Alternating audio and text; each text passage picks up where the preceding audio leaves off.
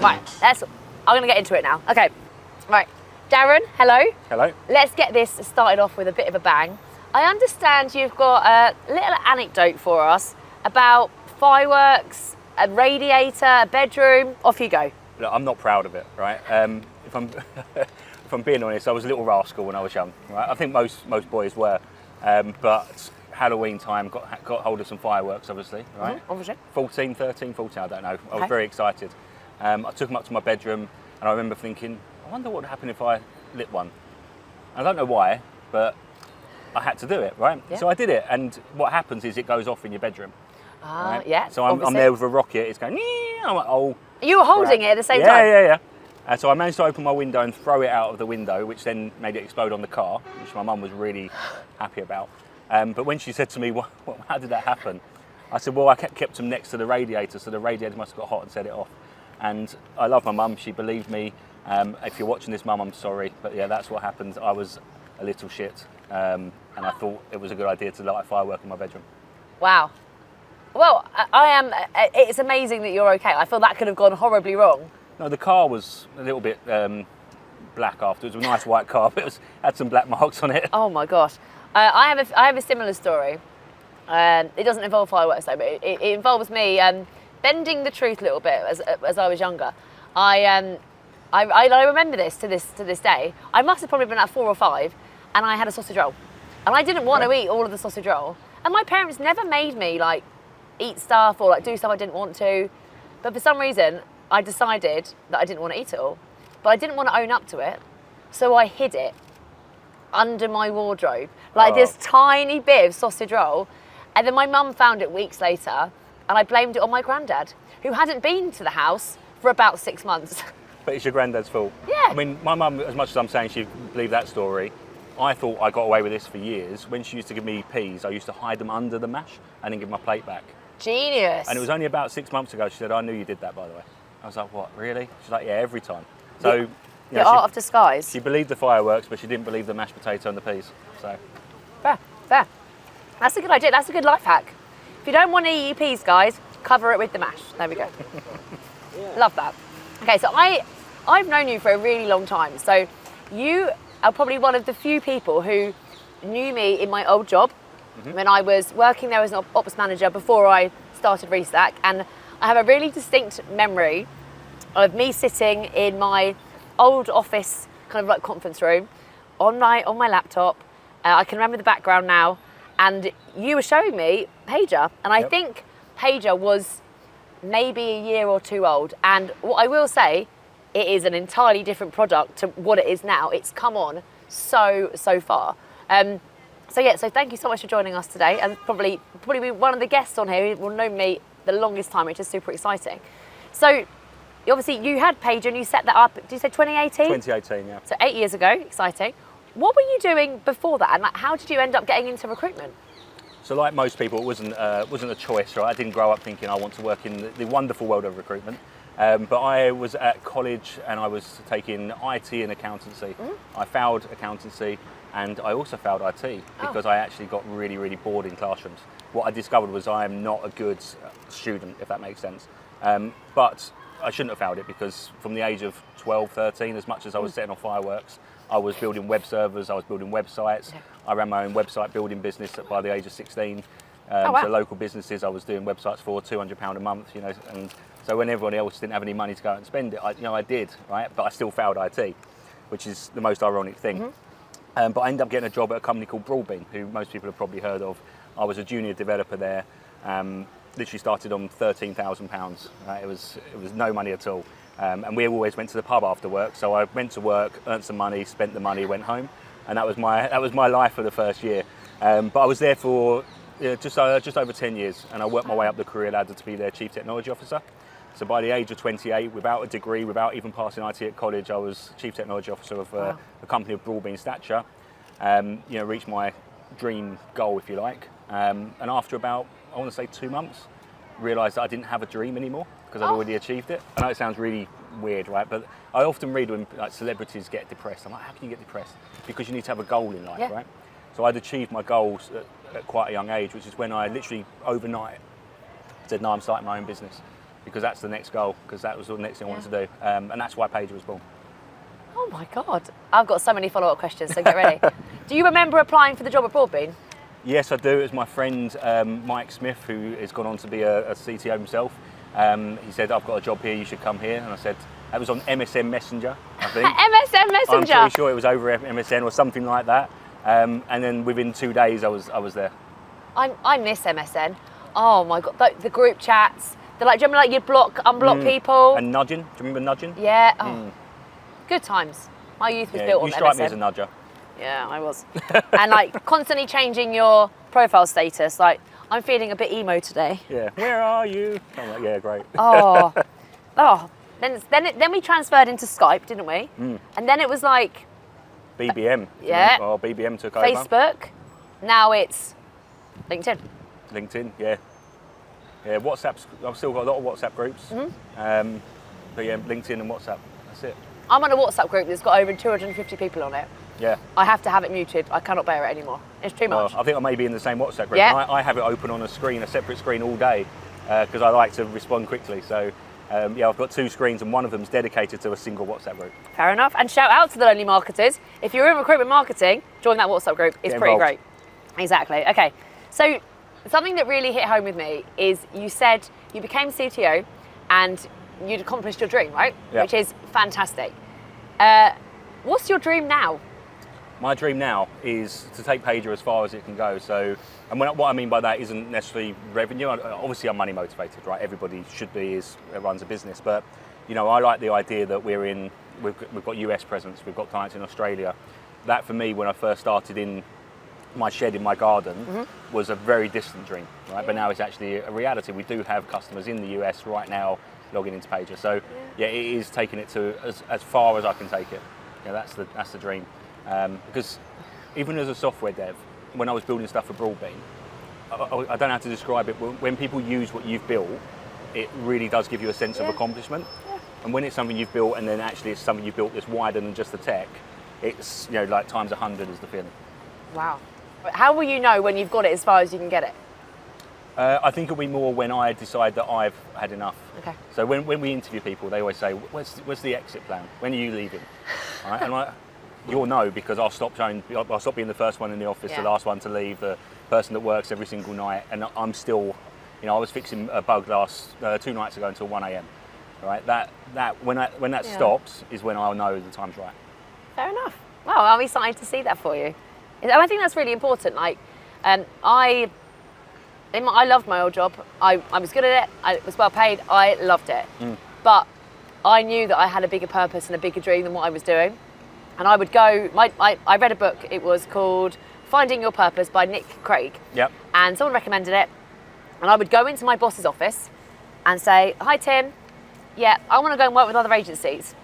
And he'd go, yeah, like, how are we going to do that? And that was before I'd never heard of the Lonely Marketers then. And I almost could have done with that community. But I knew that my dream and my purpose was to go and work with other agencies. Yeah. And it took me a couple of years to kind of work out how I was going to make that happen. But then I realised how I was going to make it happen, and I very much get to live my dream every day about what I want to do. From the outside in, you're doing what you were born to do, right? It's the passion shows, etc. It's interesting you mentioned your book. Mine was, there was a video I watched that was like the defining moment when I decided to do it. And it was a video from Gary Vaynerchuk, who I know some people love, some people hate.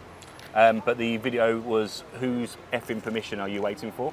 Is it your mum? Is it your dad? Is it your wife? Is it your, you know, whoever it may be? Because throughout your life, you probably wanted to do this a long time ago, but you have people that love you and care for you, but they say to you, oh, but you're in such a good job already. You should be happy, you know, et cetera, et cetera. You're doing so well. So you kind of say to yourself, oh no, I can't do it because actually it's not what I should be doing. Or it could be that, if I take Broadbean for example, I loved Broadbean. You know, you don't stay somewhere for a decade of your life if you don't love the company. But every year I've just been promoted, I can't do that, or I've just bought a house, I've just had a child. There's always a thing that stops you from doing it. And that video, I watched it, it's a 30-second clip, whose permission are you waiting for? And literally, I finished the video and went, nobody's. Oh. And that was it. I love that for you. Yeah, watch the video, it's a fantastic video. We'll have to link it in the notes. Yeah, I love that. That's fantastic. And I think it's so true, like a lot of it, so many people I think wait and don't do things at the right time or they don't have the confidence to do it, but give it a go. If there's something, get the foundations in place. It will all turn out okay, as it did for thankfully both of us so far. What's interesting is he describes it as what's the worst thing that could happen. Oh yeah. And the worst thing is that you can get another job. Yeah, that's what I said. Which is what your option is right now. So, if you've got this burning desire to build a business, not everybody does, and that's fine. But if you've got this nagging thing in the back of your mind, just do it. So I said to myself, I set up the business in like July. I said I've got 6 months, and if it doesn't work in 6 months, I'll get a job in January. It'll be fine. Around the end of November, I was very, very, very close to applying for a job at Lapland UK as an elf. Okay. Yeah, to get extra cash in because I didn't know if it was going to work out. Yeah. Thankfully, I didn't have the skills to do that job because I can't sing. And you're not an elf. And I'm not an elf. They would have provided the costumes. Okay. But there was a very, very intensive period of training for it. But some of the skills surrounding singing and acrobatics, I didn't have that skill set. I'd like to have been at the interview though. Would have been quite amusing. Do you know what? I think I've been a fantastic elf. I'm born around Christmas. I've got lots of knowledge about Christmas and elf culture. Do I? We've all seen the movie. Yeah, exactly. Right. I like spaghetti and maple syrup, but it's been fine. Who wouldn't want me as an elf? But thankfully, I never actually had to go through and apply for that, and hopefully never will do again. But maybe as a side hustle, I could set something up if needed. I mean, you need Christmas content for your YouTube channel, right? Oh my God, yes. The Christmas version. We'll do a Christmas special. Yeah. And I'll dress up as an elf. It might not be so hot then as well. Amazing. Love that. Okay. This is really hard to eat. I've given up with the fish. Yeah. I'm just eating the chips. Okay. Oh, this is great. Everyone having a good time? Brilliant. I'm going for some batter. Is this what you thought it would be like? I wonder it'd be odd. Odd cod, yeah. Love that.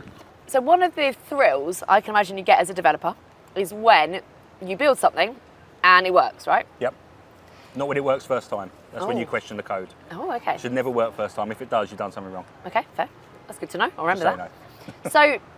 So over the course of the last probably 3 to 6 months, and very specifically in the last 2 months, there's been an explosion of, oh God, there's a spider on me, guys. Do you want me to get it? No, Right. it's okay. Be free, be free. Right, let's start that again. Okay, so obviously as a developer, I can imagine you get a real sense of fulfillment when you build something and the code works, right? Yep. Great. So, obviously, people currently are using Claude, ChatGPT, Clay, whatever, and have now got the abilities to build stuff fairly quickly and rapidly, and so overall quite a good standard. And obviously that has an impact on quite a wide variety of areas in their business. What are your thought processes on using the likes of Clay, Claude, ChatGPT to be building and controlling things in your business in comparison to third-party products like you guys have? Yeah, it's a really interesting question because each part has its own place. When you think about, let's say Claude, for example, the idea of using Claude to analyse data, I find fascinating. Connect it to your CRMs, etc. It can crunch data like no human being can. Okay. But then what you also have are people that are saying, right, I'm going to build my own website. I'm going to build my own, whatever it may be, my own Paiger, right? People are attempting to build absolutely anything and everything. And I was having this conversation with someone literally yesterday where they said, look, they're a 40-person recruitment business. Yeah.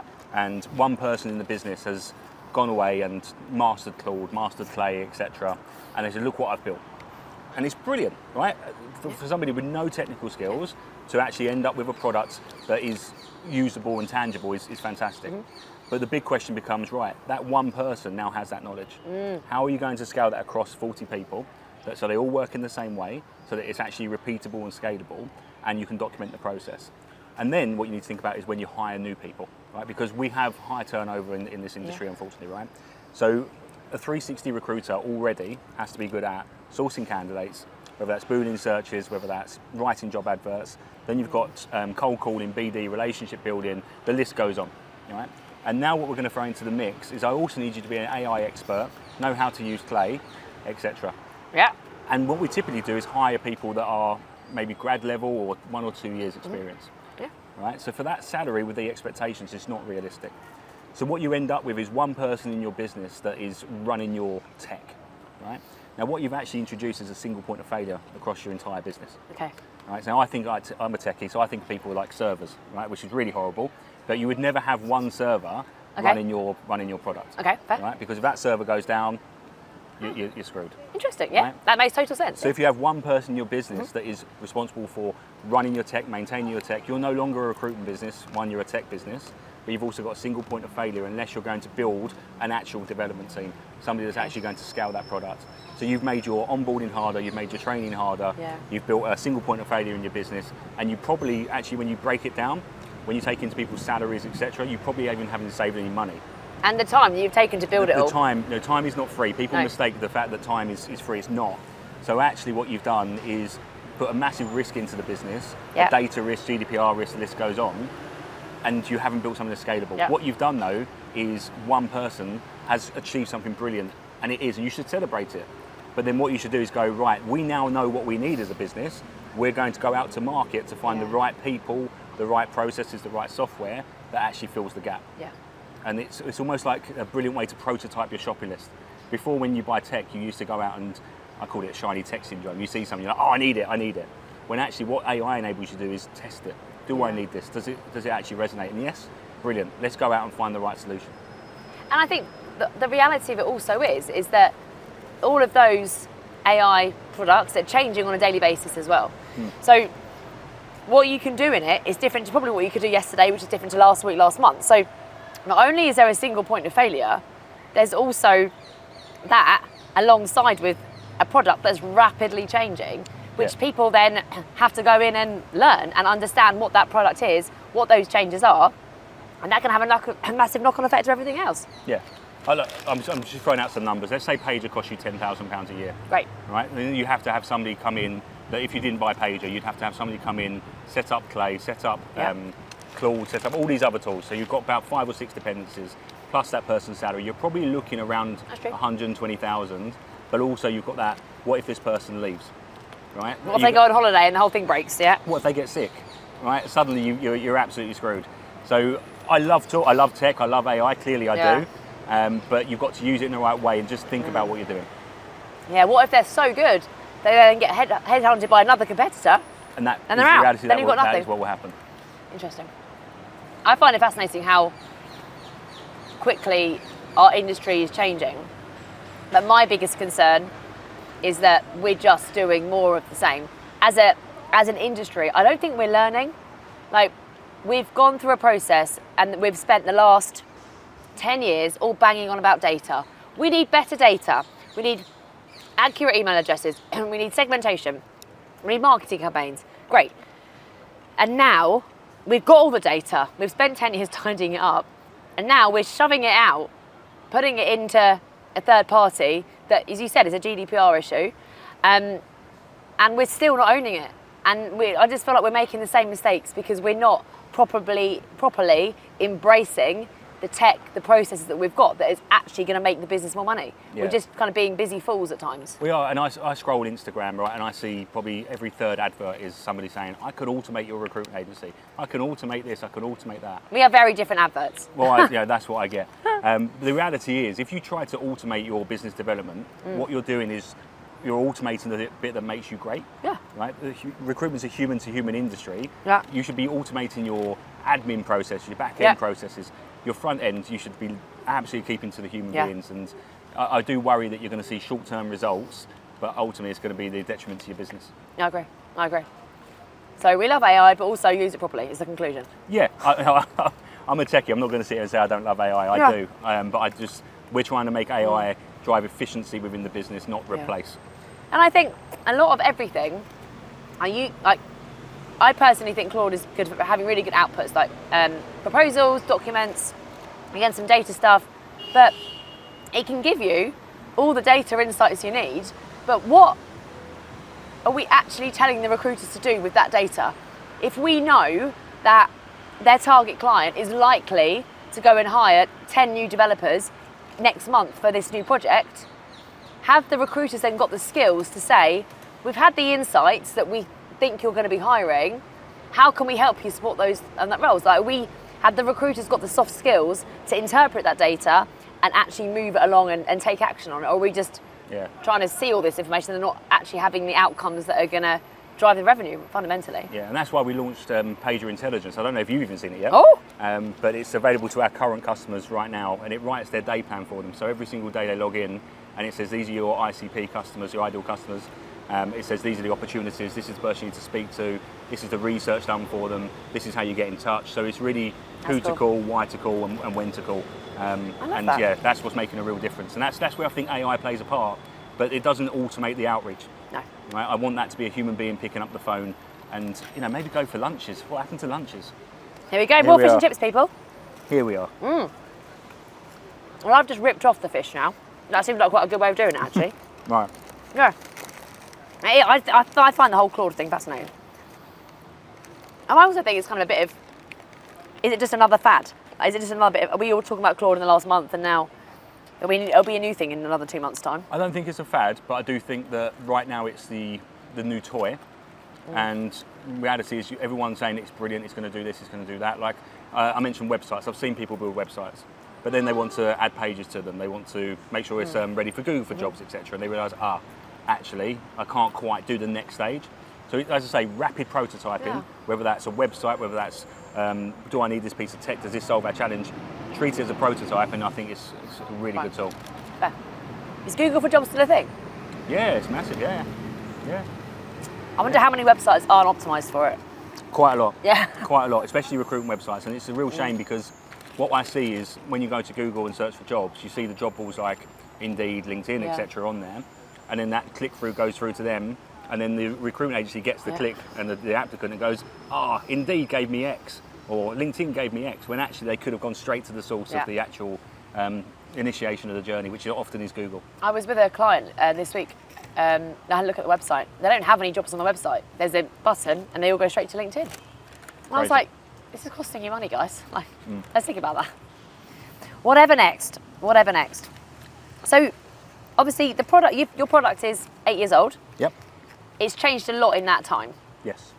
What feature or release have you implemented that you're most proud of? Oh, that's a really tough question because I love everything we do.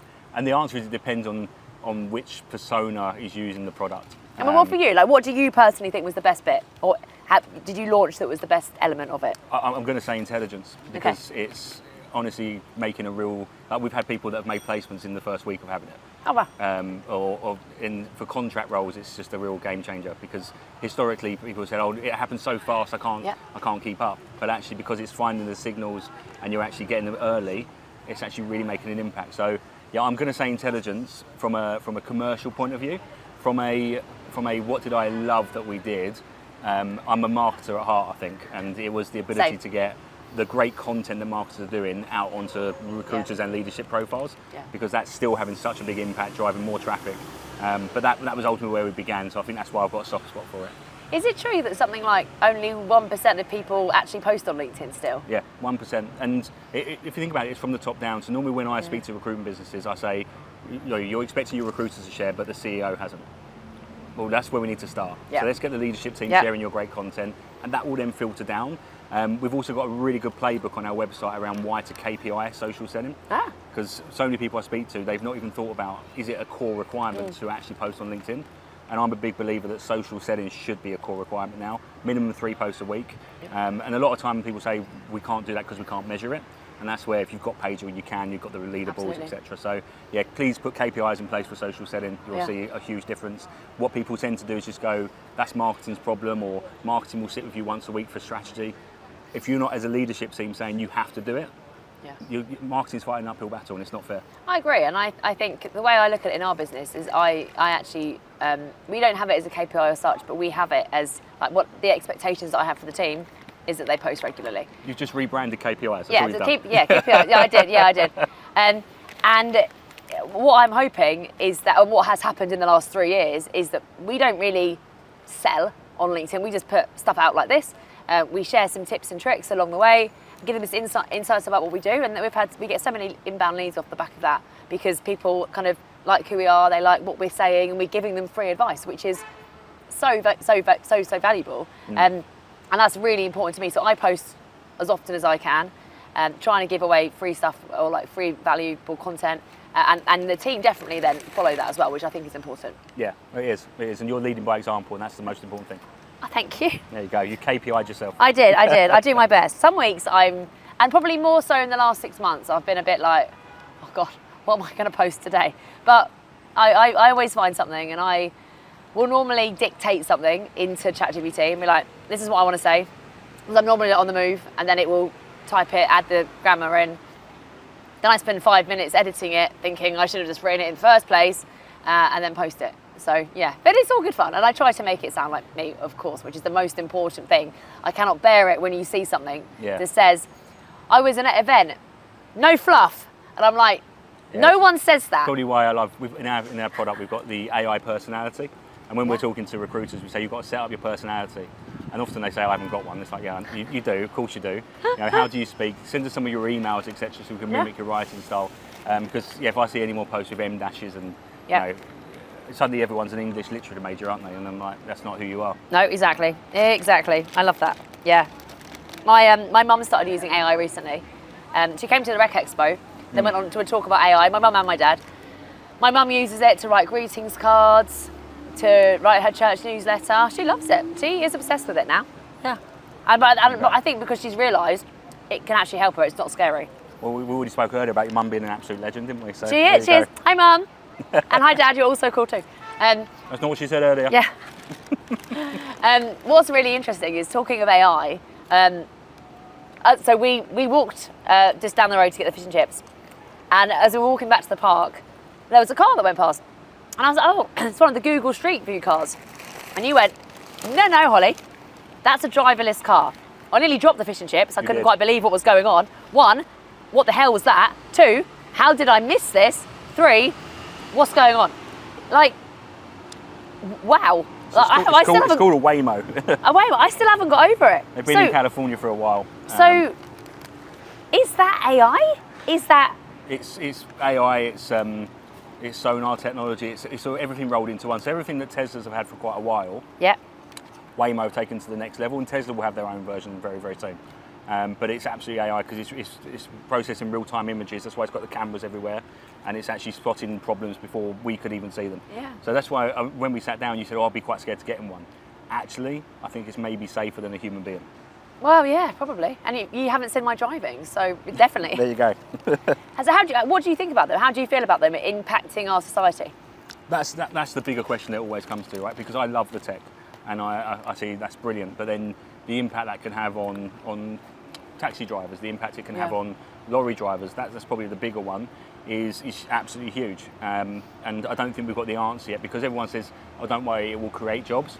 But will it create a job for the lorry driver? I don't know. So no. I worry about the short term. I think we'll be fine in the medium long term. Yeah. Because different jobs will be created. We're teaching in schools and university, etc. But in the short term, I do think it's going to have an impact on the people that I don't want it to have an impact on.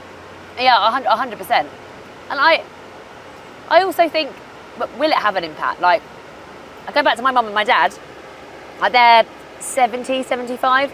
And I could be wrong, but I just cannot imagine getting in a driverless car, because they don't have the insights or the willingness to, let's say, learn that it is safer, it's done this, it's done that. Like, we'll be up for something because we're like, this is cool, this is hip, like, you've read about it, I'm there just to get some good content or whatever. But like, I don't know like what that impact will have on an app that will get you, if it will actually get used. Like, think about it, it's a bit like mobile phones, right?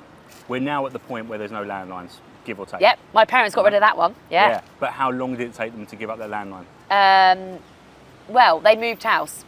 So they lived in one place and then they moved house, and I was like, are you going to get a landline? They were like, yes. And I was like, are you really though? But that was 5 years ago. Okay, where mobile phones have been a thing for a much longer time. So I think what we're seeing with AI, etc., will be very similar to the landline, where a generation will carry on, but eventually it will take longer, but it will happen.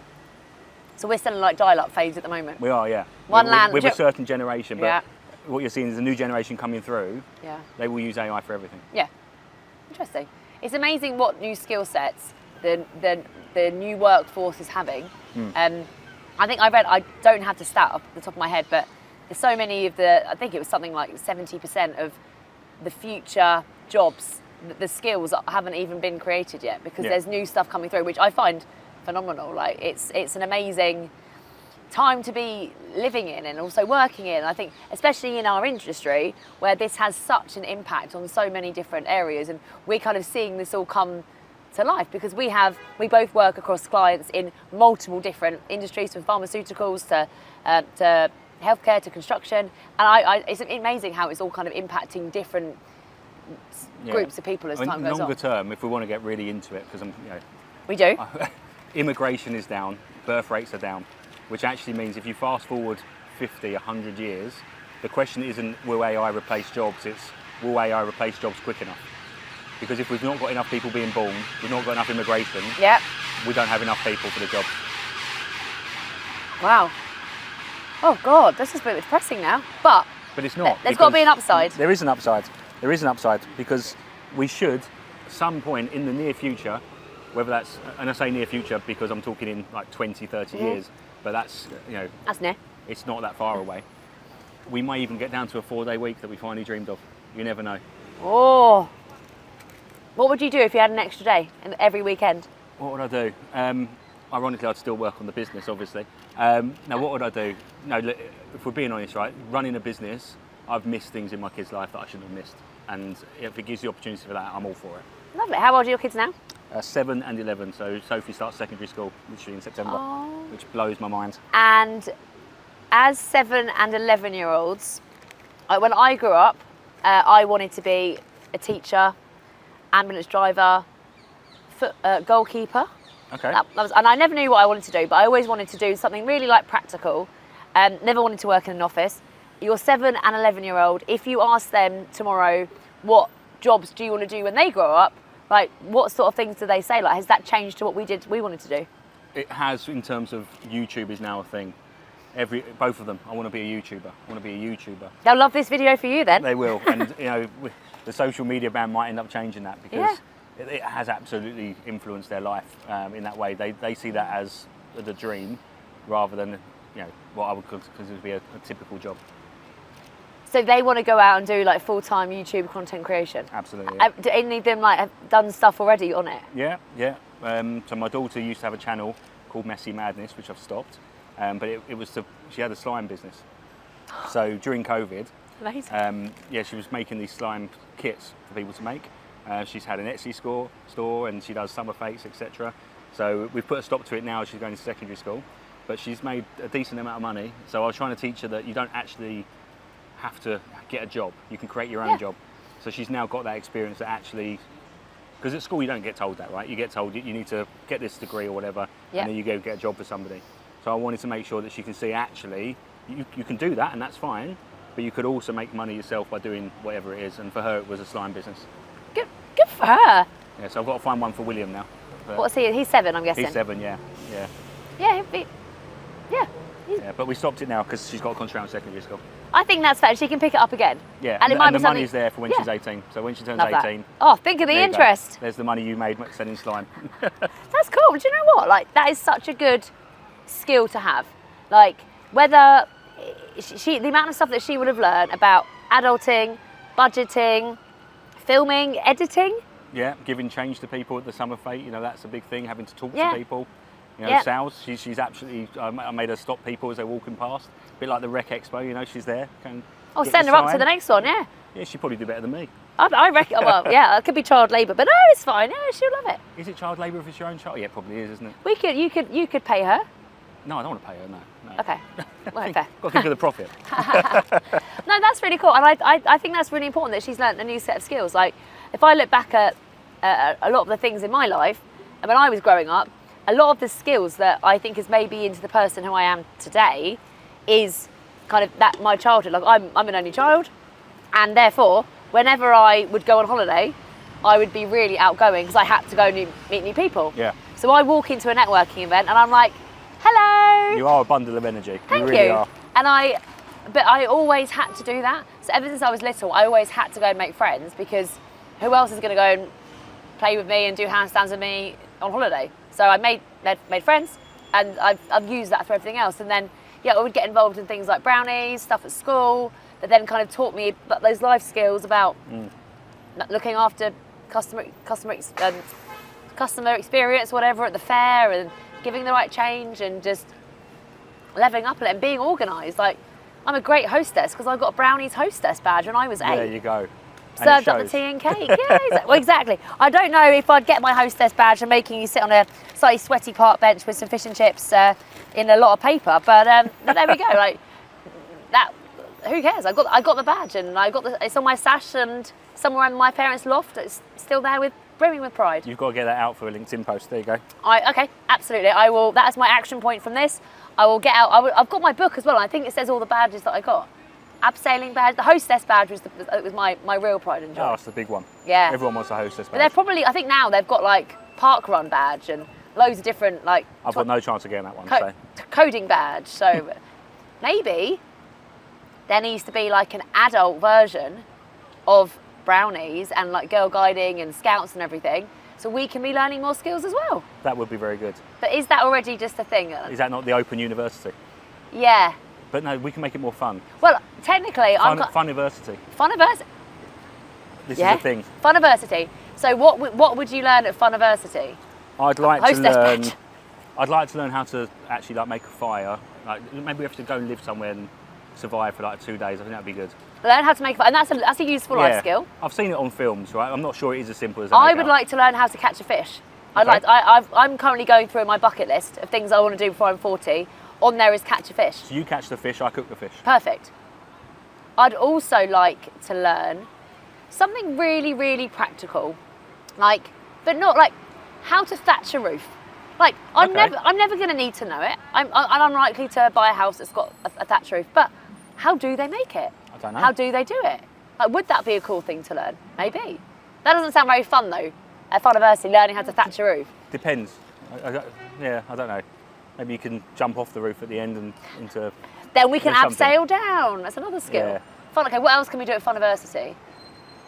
It could be. I feel like the evenings would be fun when we get drunk, but that's about it. Because I didn't go to university, and that's the bit I think I missed out on. Getting drunk. Getting drunk. From whenever I talk to my friends, they're like, "Yeah, the degree's great, but the nights out were the best thing." So. Well, I didn't go to university either. I went to, brace yourselves, nanny college. Yeah. What on earth is nanny? So going back to what I said a minute ago, I never knew what I wanted to do when I was growing up, and I decided I wanted to be a nanny. I wanted to look after kids. Oh, okay. Travel the world, be a nanny, and I trained for 2 years to do that. And I lived with 30 girls. You weren't allowed any boys there. You weren't allowed any alcohol. So it's like the opposite of all the university experience that my friends were having. So naturally, there were some boys. And naturally, I once got caught with a bottle of Red Square vodka in my wardrobe, and a letter got sent home to my mum and dad. Wow. Dear Mr. and Mrs. Bartlett, that was my maiden name, your daughter has been found with a bottle of Red Square vodka in her wardrobe. This has been frowned upon. She will be disciplined, and the vodka has been confiscated. If you have any questions on this, please do let us know. The teachers sat drinking that vodka. I hope they did. I hope they did. Yeah. I drive past where I went, and they've actually knocked that building down now, which I think is a travesty, because there were some good times there. But I drive past it and I think, oh, those were the days. But also at the time, they weren't the days as well, because we were moaning about you couldn't do this, you couldn't do that. But now I would do anything to go back there and live with my best friends again for 2 years. I look back at school and go, schools were the days. We used to I've got to go to school. Yeah, you do. And you're going to see all your mates, you're going to have a great time, you're going to play football at lunch. Stop moaning, get on with it. 6 weeks off in the summer? Oh, take me back. So maybe this is what we need to transform recruitment into. 4 days working week, 6 weeks summer holidays. Yeah, because then we don't get the seasonality, do we? We just go, everyone. There is no deals in August. Yeah. That's it. And we've built it into the budget already. Okay, I can get on board with that. We'll review it. We'll put it into the budget, and I think then it might stay differently. Yeah. And then knowing our luck, there's probably loads of events that will happen in September, so we'll end up working in August anyway. Absolutely. But the dream, we can dream. We can, and that's what AI might give us. We'll find out. What I think is going to happen is if we go forward maybe a year, I think AI is going to be doing a lot more of the manual stuff, if it isn't already. And therefore, I think a lot more people are going to be doing stuff like this. Not necessarily filming and eating fish and chips on the park, but we'll be doing face-to-face meetings. I think there's going to be, all of a sudden, it's like Fridays, literally the office is shut and everyone is just out, lunch, drinks, and that's dinner. A great thing. Yeah. I look back and before COVID, we used to have a lot more face-to-face meetings. Now I message people and say, yeah, I'll come to your office. Oh, I'm only in on the third Wednesday of when the moon's at full. I'm like, for God's sake. Yeah. All right, okay, we'll do it on Teams. I can't, please let me come to your offices, people. Absolutely. Let him in. When I first started the business, my dream was to work fully remote. And I was like, I'm never going to go into anyone's office. I'm going to sit at home with my cat all day. We're going to have the best time. Anyway, after probably about a month, I realised that didn't work. Due to the work we do with our clients and how we work so closely with them, we had to be there. Yep. But people love it, and I love it because I get to learn so much more about those people who work there. I can walk into an office and I know what their culture is like, what their company is like within minutes. Because sometimes I go in there and the recruiters are sitting in silence. Yep. Other times, last week's office, I felt like I was in Ibiza. The music was that loud. But do you know what? Fair. Like, and it's Have you been to anywhere everyone's still suited and booted? I went in one the other day. I won't name names. It took me by surprise. Suited and booted? Not really. Maybe one in the last 3 years, but not really. I'm talking blazer, tie, a lot. No. Yeah. Oh, in this weather? Yeah, it took me by surprise. I rocked up in shorts and t-shirt. Fair enough. Well, you be authentic, right? Fair enough. This is really controversial. I think recruitment would be better if it was a bit more like that. I'm not saying ties. Yeah. Definitely no tie pins, no braces. But I think sometimes the industry's got very, very casual, and like I've been in clients and it's got to 4 o'clock and everyone's just gone. And I'm thinking, no, we can't have that. No, between 4 and 6 is your most profitable time to get on the phone. Pick up the phone, get there at 8 or 7:30, start the calls, and kind of get that hustle on. Whereas I think sometimes it's got a bit too like. And I think, we're getting really into it now, but I think a lot of people, when I speak to them, they say, "Oh, the market's down." I'm like, yeah, or have we forgotten how to do good quality BD? And BD is still a volume game. It really is. So, you can't just do 20 calls and go, "Oh, I tried." That's not acceptable. No. So, yeah, I do think in some instances we've lost what good BD is. And I think not just BD, the overall quality. One of my biggest bugbears is fill rates, because clients come up to us and they say, "Look, Holly, we need some more jobs. Like, we need some. Can you help us?" I'm like, "Yeah. What's your fill rate?" And they go, "I don't know." Right. I'm like, "Okay, let's have a look." It's 15%. So just to confirm, out of the 100 jobs you've had, you've filled 15. And they're like, "Yeah." And I'm like, Is that okay? You need more quality jobs. Yeah. Again, and they go, actually, a lot of them are inclusive. A lot of them are grade A. I'm like, "But are they?" And they're like, "No, they're not. They're not retained." And I'm like, "You've got a bit of a problem then." So yeah, you need to get more jobs on, but you need better quality jobs, and then you need to fill those jobs. I need to show you intelligence, because on the dashboard it says tier A jobs, tier B jobs. Oh. So it actually separates them now. I need to show you it because you'll love it. That's my biggest bugbear. And what worries me is what that looks like on the wider industry. If you're a company who's giving a recruiter a job and you're not getting CVs, you're not getting interviews, you're not getting placements off these recruiters, like that doesn't make us as an industry look good, because we're not performing. Like, so pick your agency of choice, and those agencies need to deliver. Yeah. Put nice SLAs, KPIs in place, please. There you go. We love an acronym, don't we? Exactly. Are you ready for some quick fire questions? Born for it. What's one habit you're trying to build? One habit I'm trying to build is to go home at 6 o'clock and spend at least an hour and a half with my kids before I get the laptop back out. Love that. Are you an early bird or a night owl? Night owl. What's your favourite song? Favourite song? Oh, it's any Nickelback. I'm a real Nickelback geek, and that's really embarrassing to say out loud. So what's your favourite song for Nickelback? Probably How You Remind Me. True. Thank God you said that, because that's the only one I know. Summer or winter? I love summer, but my hay fever is terrible, as you can probably see, so winter. Describe yourself in one word. Ambitious. What career advice would you give your kids? In the early days, act like a sponge. Don't think you know it all, because you don't. Oh. How would your team describe you? Annoyingly ambitious. Who is a leader that you admire? Dan Maguire, my first boss at Broadbean, and also Kelly Robinson. They were at Batman and Robin. I learned everything from those two. And if you weren't in recruitment, what industry do you think you'd be in? Oh, if I wasn't in recruitment, I think I would probably be in some level of education. Fair enough, mate. Great answers there. I feel like I learned a lot about you, and we should go to a Nickelback concert. Absolutely. They're still around, right? Yeah, I went to them last year and it was great. Okay, well, I'll do some revision about more than one of their songs before we do that, though. Let's do it. And how are you rating the fish and chips? 8 out of 10. 8 out of 10. Do you know what? I don't think they were great. I was really hyped up for them because the shop looked amazing, but I'm giving them a 6. Here's the thing, I don't eat as many as you. So I'm a pro. Yeah, you eat a lot of fish and chips. Well, there we go.